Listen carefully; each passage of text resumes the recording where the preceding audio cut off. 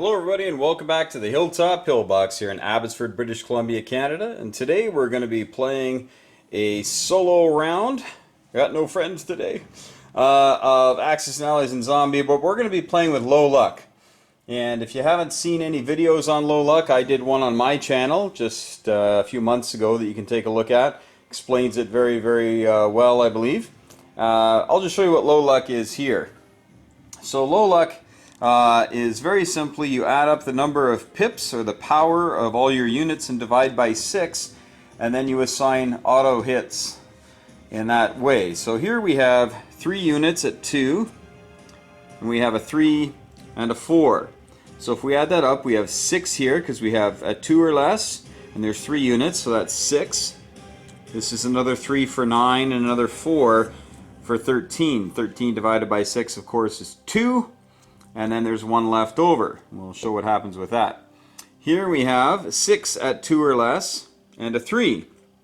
So 6 at 2 is 12 and 3 is 15. Divided by 6 is 2, of course, with 3 left over. So in this case, the Russians have a little bit of an advantage in low luck. In regular dice, you might, I don't know, might be interesting. I think these guys here might actually dole out more punishment, but let's just run through it here. So we know that the Germans are going to get 2 auto hits, and then they have 1 pip left over because they had 13. So then what we would do is we would roll, and if they had gotten a 1, they would get another hit, but they rolled too high. So that's going to be 2 hits that are going to be assigned to the defender, the Russians. The Russians, on the other hand, have their 12 for 2 auto hits, and then a 3 left over. So they would roll their defense dice, and if they get a 3, well, that's a 6 in this game. If you haven't played Axis and Allies and Zombies, that's a 6. So they missed as well. So each side would get 2 hits assigned to it. And so that, you know, the Germans would lose their man and their artillery, and the men they'd lose theirs, and then you carry on until the attacker retreats, or there's no defense or attack left. Okay, so that's low luck. Also, in Axis and Allies and Zombies, for each man, okay, so for each infantry that dies, they actually become zombies. So they head over here. And so in this case, there were 7 men participating. If all 7 men die, then you would replace those 7 men with 7 zombies. So this would be a real mess for someone to clean up. Next time, when somebody goes in there, you're going to have a whole bunch of zombies, okay, that are going to be taking part in the defense of the territory. Okay, so that's low luck. This is Axis and Allies and Zombies. So just hold on to your hats and we will see what happens at the end of round 1. Alright, although the music may not fit the genre, I tell you, this is a fun first round that we had going here. As per usual in the Zombies game, the Russians want to pour all the men they can into West Russia and hopefully create a bunch of zombies, and that they did. A few got killed off, but there you go, in the German counterattack. But the Nazis, or pardon me, the zombies are popping up everywhere. This one here was actually caused by death, and one was placed there and it was defeated, and then another one died when the Americans came over, so we got a zombie there. Zombies have also taken control of Central America and Eastern Canada, which if you live in Canada, you've known that the zombies have occupied the halls of government for a while. Anyway, moving on. They also took New Guinea. They had one in the Caroline, but the Japanese got a fortuitous card that allowed them to convert a zombie into an infantry unit, so they did that. But right now, as far as the zombies go, they've got their 1 there. They've got 2 more there and 1 there, so they're up to a humble and yet somewhat surprising 4 right off the hop here. The British home fleet has been sunk as per usual, with a German battleship remaining. The Germans still hold on North Africa, but the British have bulked it up with units from South Africa hopping on a transport and heading over. And then we have India. Alright, the music, a little foreboding. Of course, this is the Imperial March from Star Wars, but seems to fit a zombie incursion.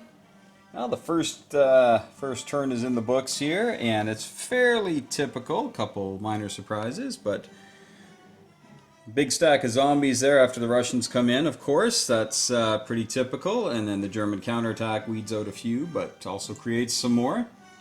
Not many, though, because most of the men were dead from the first big battle that took place.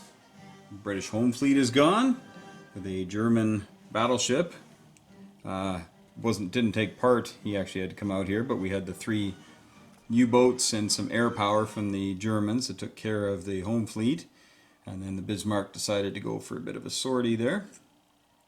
The British brought their stuff out of range. And then, of course, the card for the Americans plopped a zombie in Eastern Canada, so the British lost that income. And the Americans have lost Central America here to the zombie hordes. So you got to be careful about that, especially if another player gets to move them around. You got to be careful. British trying to rush some stuff up here. The Germans had taken Gibraltar, and then the Americans tried to take it back, and everybody died and created an American zombie there. Some of the other zombies were just placed, such as in Western Europe and in India. Southeast Asia was created. This is just a tactic. If you haven't played Axis and Allies Zombies before, anytime an infantry dies, it turns into a zombie and sits there, and then has the opportunity on that player's next turn to destroy a unit. Can't destroy air units though, but the zombies, let's say on Japan's turn, if that zombie is still there, you would roll this dice here. It's just a D6. It's got 3 blanks, but it has an A and an A, and 1 D. For the attacker, for the defender, the A is of course for the attackers. And so on the zombie turn, you would roll, and nothing there, but if it came up D, the zombie could get rid of one of these 2 units. It's up to the Japanese player which one. If the Japanese player wants to keep the stronger unit, you might kill infantry, but now you have 2 zombies in there to fight for the next round. Now you don't have to fight them on your turn, you can just leave. So the Japanese up here are wildly outnumbered by the zombies. Next turn can just leave, but then they lose control, and the zombies would take over, and their income would then rise. If the zombie income at any time ever gets to 25, that basically means the world has been overrun by zombies. So you got to be careful about that, because then nobody wins. But of course, sometimes you'd rather have a zombie apocalypse than have the maybe the Nazis take over the world. So, well, we'll see what round 2 brings here. The American battleship got destroyed here in 42. The carrier and the fighter and whatnot got destroyed here. Or that was a sub, I believe, in 39. So the Americans built a couple of subs over here and a bomber to have hopefully an answer for the Japanese. We'll see what happens on round 2, Axis and Allies and Zombies. One minor note here, as I said, this is going to be a low luck game. The low luck is only going to happen when we have nothing but non-zombie units participating, because in this game, typically you want low rolls in Axis and Allies, but in this game, with the zombies present, every now and again you want a zombie, which is a 6 on this D6, I think I mentioned that before. But we definitely are going to be rolling these to wipe out some of the zombies, because if all we did was low luck and then roll those dice, there's a good chance the zombies would take over in about 5 rounds. It would be all over but the crying. So we're going to only do that when there are no zombies present in the battle zone. So for instance, if Russia were to attack into West Russia here, we would definitely run the whole gamut of dice rolls. Alright, just in case some of you might have been thinking about that, hey, you can't do that, but don't worry about it. These things come to us as we play, right? That's how we learn, is by experience. And so low luck will only be used in things like naval battles and when there's no zombies present. Alright, talk to you in a minute. Alright, round 2 is in the books here, and what a mess. Lots of zombies popping up, causing all sorts of grief. To be honest, they haven't had that many hits, actually, on their little zombie attack phase. But as you know, it kind of stinks if you want to move all your guys out of a zone. You know, if the Japanese want to move all their guys out of there, the zombies will take control. It's only $1, but then you got to fight your way back through, which isn't a lot of fun. Same with the Germans here. You know, they own Egypt, but now there's a stack of infantry here, thanks to the British idea of sending in all their infantry and dying, and then pulling back. So yeah, it's a great game that way. If you've played this before, you know what I'm talking about. If you haven't, well, it really stinks when you start losing control of things. There was in the Ukraine a zombie attack killed the last defending German and turned him into a zombie, and boom, if the Germans hadn't taken it back, then it turns into a zombie land, which it did, because the Germans are gearing up for something else. And if the Russians want to go fight, the Germans are saying go for it. Western Europe added another zombie, as did New Guinea, and the Carolines added a zombie this round, so they're popping up everywhere. Neat thing though about liberating a zombie-controlled territory, like when the British did here this turn, the tank came up and killed the zombie. When you liberate, the zombie turns into an infantryman. It just denotes you get a free, no matter how many zombies you kill, you get one free infantry. It kind of denotes the idea of people fighting the zombies, and once the army shows up, they come out of the woods and help you. So yeah, it's gone pretty well here. Lots of naval power has been erased. The Bismarck came down and sank some stuff, and then it was sunk in turn. And the Americans did a bit of a Hail Mary out here with their bomber and killed the German fleet there. So the Germans are very landlocked right now, with only 3 planes left on the board. So they're kind of under wraps that way. The Japanese still have a fairly decent navy. The big clash did take place here. The Japanese came and sank the whole American fleet, but they lost a destroyer and a carrier and a fighter doing it. So they're a little less powerful, and the British, of course, don't have much going for them down here, but they try. Alright, so that's what's going on here. The zombies are sitting at $5. They've got 2 plus 2 plus 1. And everybody else has been adjusted. And everybody's economy in this game shrinks. It's pretty inevitable. You might get away with not too much, but it's pretty nasty when those zombies get going and you're focused on trying to defeat your enemy. But the zombies start nibbling away at your economy. You got to turn around and fight them, but that can get costly as well. Here's a hint: don't fight them with infantry, because you'll just be fighting them again the next round. All right, here we are. A little Pirates of the Caribbean type music, and hey, there's zombies in that. But, well, the zombies are everywhere. You can see lots of the zombies just crowding out lots of places. But we're not letting them take over too much territory. Right now they have a very humble 3, and they got the one there with New Guinea, and they have Central America still. It's only $2, so America, we've decided not to really go after that right now because we had a lot of problems over here with the Japanese. But that's kind of calmed down. But the Japanese are now pushing in here, and you can see a lot of zombies are being created. And a lot of people are getting cards that allow you to choose zombie-occupied territories and move half the zombies into an adjacent one. So lots of fun stuff with that. And a fun tactic in this game is, I mean, it's hardly foolproof, but if you ever want to just tick somebody off, you can just go ahead and attack into a zone, maybe with a few men. You'll kill some of them. You retreat and leave a bunch of zombies behind that might do the dirty work for you on the next round. So that's always fun. The Germans here lost a tank last round to the zombies.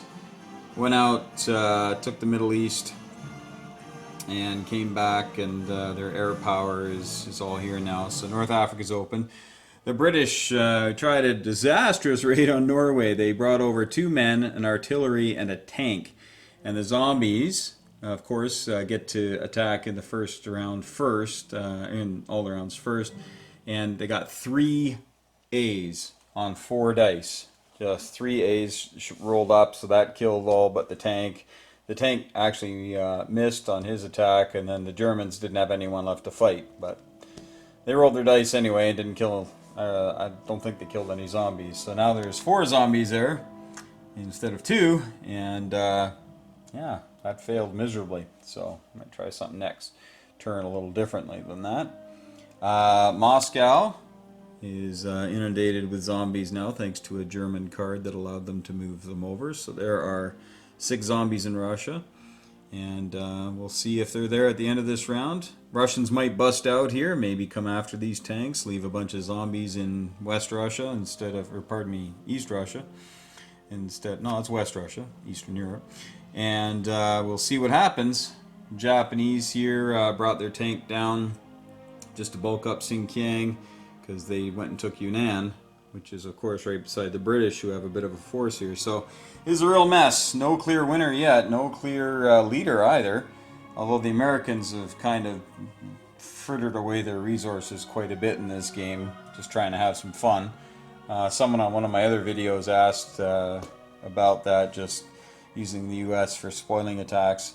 It's not working out here at all in this game, so might have to resort back to Germany first or Japan first and keep it simple. Alright, we'll let you know how round 4 goes in just a moment. Alright, listen to that resurgent music, hopeful and yet reflective. And zombies everywhere. Well, it's quite a mess as we have seen, but again, the humans seem to be holding on by their fingernails in many spots here. The zombies did take North Africa though, thanks to the handy card that allows, I think the Americans did that one, could move half of the zombies in a territory into an adjacent territory. So they took half out of here and moved it into there. And there were no Germans there, so they took it over. But the British liberated the East Indies and got a free infantry for that. And Americans did a suicide run into Yunnan and died, of course. They only had one guy. He died and turned into a zombie, hoping the zombies will do the dirty work for him on Japan's turn. Up here, the Germans have split their forces a little bit and headed north. Russia is pretty much done as far as big decisions. They could head out and hopefully get some zombies out there, but I think they need to look after their home because there's a lot of tanks around them and not a lot of men. So we'll see what happens though. They built a couple of subs here, knowing that the British have their fleet there and the Americans were going to be building some stuff to bring their stuff over. So a couple of subs, hope to put a little stop to that. If they had built the subs here, of course, the British could have come in and wiped them out with the destroyers pretty handily. So that would have been wasted money. And that's pretty much it, folks. There's not much else going on here. The Japanese took Southeast Asia back, but it cost them. The zombies killed one of their tanks. It's annoying. But other than that, there's not much facing the Japanese here except zombies. The Americans are all gone. The Russians aren't going to be doing much. And the British are pretty weak here right now, so you never know what the next turn could bring. The British do get to go first, of course. British built some subs, just to be annoying. See how that works out on turn 5. Well, this is the end. There ain't no more. We're in the middle of turn 5, and it's going to be an Axis victory. Although we could carry on, and this is the fun part of the game. If you capture one of your enemy's territory or capitals and you hold on to yours, that's the game end. The other game end is having the zombies get to 25 IPCs, and you can see right now they're at 13. But the reason they say only gain 1 is because, in my mind anyway, maybe somebody can dispute this, but once Germany takes Russia, and if Berlin is in not any danger, and Japan, if they're not in any obvious danger in one turn, then what the Allies can do is start bailing out of any territories that have zombies in them, and the zombie track will go zzz, up to 25 and be done with it. Which is kind of cheeky, of course, but that's what could happen. So the game specifically says that you at the end of each round you check for victory, and there's not enough zombies on the board to get to 25, and there's no way. Britain just tried one here. They came in with 2 men and 2 artillery, which of course gives you a couple of hits, but the Germans had 3 hits, and then the British actually got another hit, but the remaining tanks are an auto hit and just killed. So in low luck, They didn't have a chance, and that spelled doom right there. There's not much else the Allies can do. Certainly can't get to Japan. There's nothing that'll reach. So that's over. So congrats to the Axis. Although they're starting to lose a lot of territory here to the zombies. Finland, Norway is gone. Ukraine is gone. North Africa is gone for the Axis. Ooh, that's good music. Manchuria is gone. Just lost it thanks to a card. That in Italian East Africa. So, yeah, it's been a fun game, but now it's over, and all over but the crying for the Allies. The Axis have won, and quite convincingly too. There's nothing on the entire continent really here to hurt them except for zombies. Now, granted, in Moscow there are that many zombies, but they don't roll until Germany's next turn.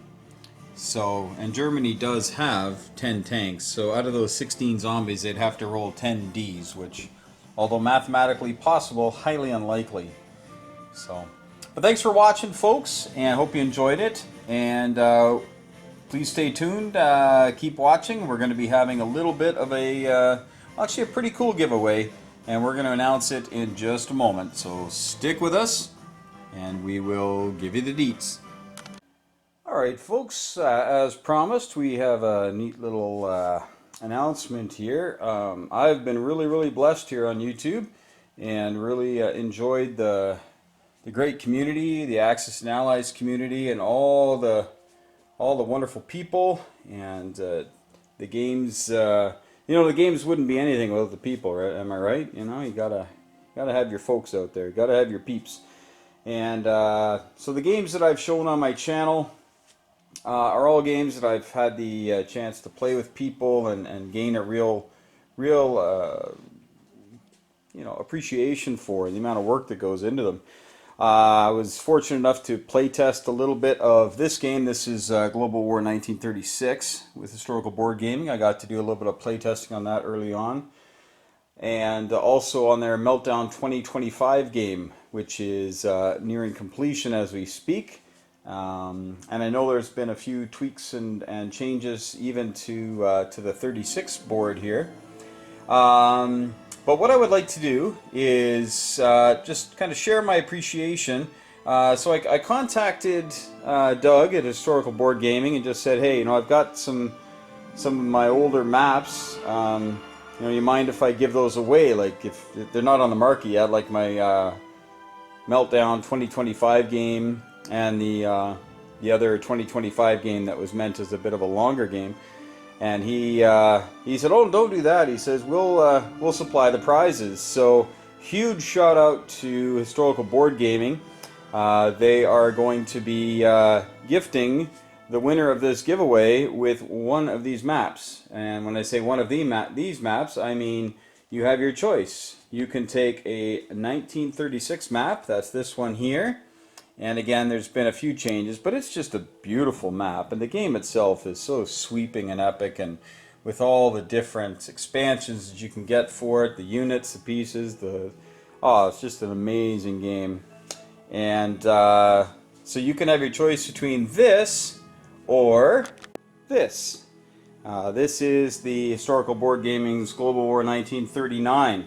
And this is also just a really fantastic game. I think I've said it before. This is probably my go-to game when people want to have a big game and they have the whole day. 1936 is a great game. Usually if you really play it to its natural conclusion, you're going to need many hours. So usually a couple or even 3 days sometimes, depending on your players and how quickly they play. And this game is a little less strenuous. The rules are a little less in-depth. Not to say that they're not great, because this, like I said, this is my go-to. It's a little bit less historically accurate.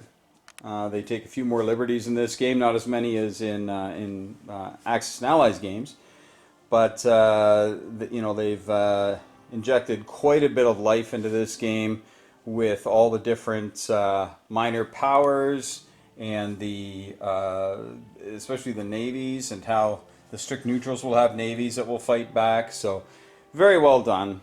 You still have your activation of Germany's minor axis neutrals here, or neutrals, minus axis powers.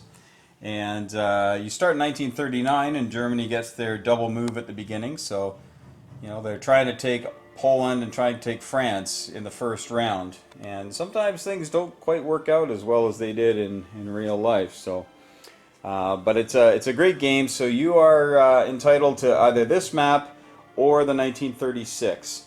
So what I'm going to do, tell you what I'm going to do. I'm going to ask that if you are interested in being part of this, I'm going to do just a draw like I've done a few times on my channel, where I split your names up into sections of 10, and then I roll a d10 as many times as I need to cover everybody who enters the draw. And after that, you're going to tell me which map you want, whether you want the 1939 or you want the 1936. Okay, you got to tell which one you want. Now the contest is this. As a player of Axis and Allies games, historical board gaming games, and games in general, maybe you don't even own any of these war games, you just like watching the YouTube videos and maybe thinking of getting into it someday and maybe building a game group around it. I want to ask you, what is your strategy for getting people who have never played these sorts of games? How do you get them introduced to them? I won't say how do you get them excited about it, because I think the games do a pretty good job of that themselves. But what do you do? How do you encourage them to just even set up the game, set aside a day of their lives to dedicate to this game? So what strategy do you use? So just comment below and tell me these two things. One, what's your favorite global war game? And so anything that encompasses all of World War I or World War II, and it could be one that I play, and it could be one that I've never heard of. Just tell me your favorite, and then tell me your strategy for getting people to come and sit down for the day and play the game. What is your strategy? And being a teacher, I'm going to ask you to also add, does it work? So when you introduce people, is it 100%? They always want to play again the next week? Or is it 50%? What do you think it would be? So you give me that information, and I will enter your name into the draw. The draw will take place, because this is a pretty big draw, and I want to make sure that some of my subs here who might not be watching right now, I want to make sure that they get a shot at it. So today, we're going to go forward a little bit.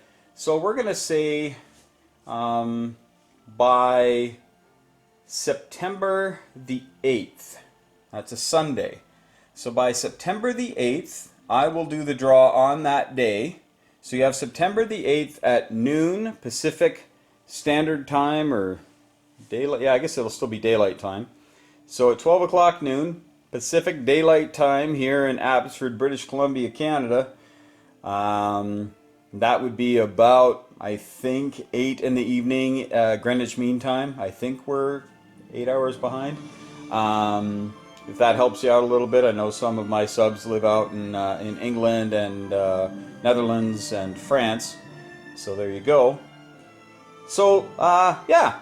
So just specify those things. Give me that information. Let me know which map you would like. Oh, and one other thing. What size of map you would like. Doug has been generous enough to give away the big one. These are the big ones. These are the ones that are 96 inches by 48 inches, so 8 feet by 4 feet.